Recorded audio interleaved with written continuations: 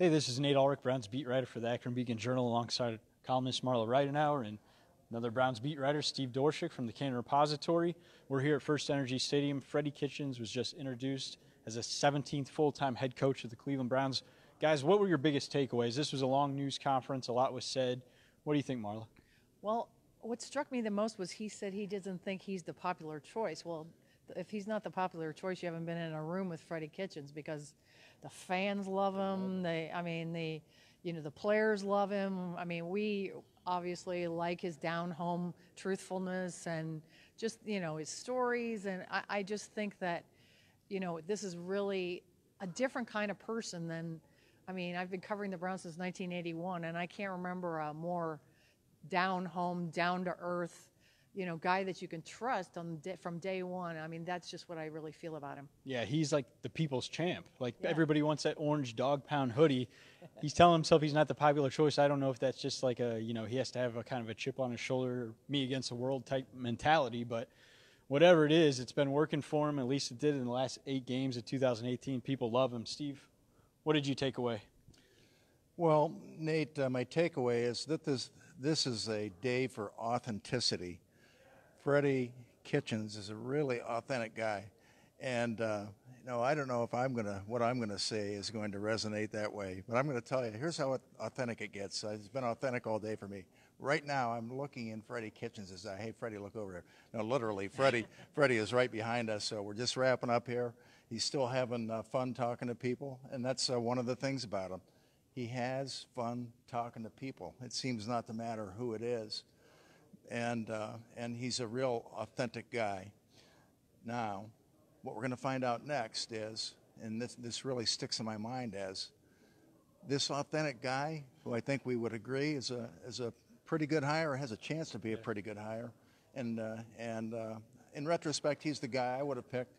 But none of that's going to matter. All that goes away really fast, because to some level or another, all the way back to Mike Pettin, to Romeo, to Butch Davis, they all seemed good at the time, and Freddie seems good at the time.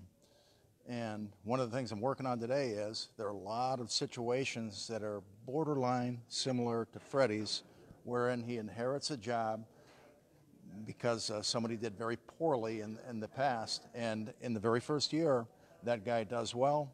But I throw that out too, because the Cleveland Browns situation, because of the plethora of losing across the last 20 years. There's never been anything like it. And no one has ever inherited a head coaching situation like this. So that's what makes it a big, big mystery to me. It's funny that you hit on the word authentic, because Baker Mayfield called Hugh Jackson fake, and Freddie Kitchens kicked it off with Baker Mayfield. These guys loved each other. I think it was a big reason why he was the successful candidate here. And, a couple things that I took away was Freddie said that it took guts from ownership. Like you said, Steve, this is kind of, a unique situation here. Really it is. And it took guts from ownership to pick him, but he's not going to let them down. And, another thing that I think was a big kind of news item is Freddie hired a pretty hot coordinator candidate in Todd Monken, who had the #1 passing offense with Tampa Bay Buccaneers in 2018. Freddie's going to continue to call the plays, though. And he indicated that really it's going to be his system. He doesn't want to use the word I or say this is mine. So it's going to be a collaborative thing, of course, is the way he's always going to paint it. But he says that Todd Monken understands it's better for him to learn a system than for 90 guys to learn a new system. So the Browns are going to keep doing what worked under Freddie Kitchens. That's him calling the plays with that playbook, being collaborative, being creative. Overall, Steve, you nailed it. The bottom line is, on paper, I think a lot of people are excited. I think we agree that this does have a chance to be a good hire. Would you have liked to see any other result in this coaching search? Marla, I know you're on record saying that you wanted Freddie Kitchens to stay. As head coach, though, or offensive coordinator, would it have been a perfect world if he could have stayed an offensive coordinator and been groomed to head coach?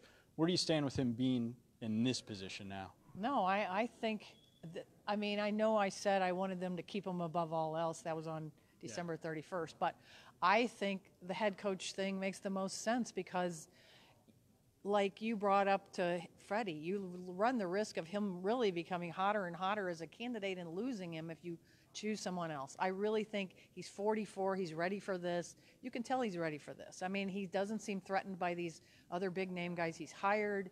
He's confident. I mean, he's already making friends with the guy who cleans the locker room or whatever. He mentioned Cleve, I think is his name. Yeah. So, you know, I do think he's ready. I mean, I think this is, I guess part of me is a little stunned that they didn't want to go the safer route and have a bigger name guy and him be the OC, but I think he's totally ready for this. Yeah, and another thing is he's not afraid to raise expectations. He said he makes him angry that 7-8-1 has people excited here, and he's talked about losing the Super Bowl in the 2008 season as a tight ends coach for the Arizona Cardinals and how that drives him every day, and his only goal is to raise the Lombardi Trophy. He's not shying away from any of that. So having said that, the Browns, as promising as they are, we'll see if he can turn them into a real contender. And what would you put the odds at, Steve, if you had to put on your or look in your crystal ball or whatever? Well, I put the odds at about close to even on the Browns becoming at least a fringe contender, but I'd like to dovetail off of Marla's point to an extent, and that is it begins for me with the 20 years of lament. Yeah. I've lamented so often the things the Browns haven't done. They didn't draft LaDainian Tomlinson. They drafted Gerard Warren. They didn't draft Aaron Rodgers. They drafted Braylon Edwards. And another, here's a lesser one, but it'll resonate with people. They never gave Josh Cribbs a chance to do something on a regular basis with the football. I guarantee you Josh Cribbs would have been a good running back if somebody would have given Cribbs a chance to be a running back. That's a debatable lament. This probably isn't. At some point in the past, the Browns should have hired Bruce Arians. I lament that they didn't, and I don't quite lament that they didn't now, since I really am kind of captivated, as most people are, by Freddie Kitchens.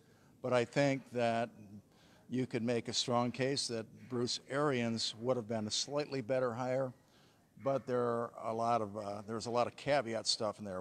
And part of that is Freddie Kitchens probably is going to wind up somewhere else. Bruce is going to coach for 3 or more years if he still can. If he has 3 good years, why is he going to want to retire then? He's just going to hang out and be with his assistants. Freddie would be tired of hanging around here as an assistant at that point, and he'd be gone. So it does roll back to, if you like Freddie, you had to do this. I'm totally with you, Steve. If I had to say my number one ideal scenario for this coaching search, it would have been Bruce Arians. He's on the record saying that he would have kept Freddie as OC. But I feel like that's a pie-in-the-sky idea, too, because of what you guys both mentioned. And I asked John Dorsey about it. He didn't want to answer. He said it's a hypothetical. But it's Freddie getting even hotter than he is right now and being hired away by another team. And I think the Browns had a preemptive strike in hiring him. So I get it, and I think it can work well. Thanks for watching, guys. We'll be talking to you next time Big Browns news hits, and probably at the Combine.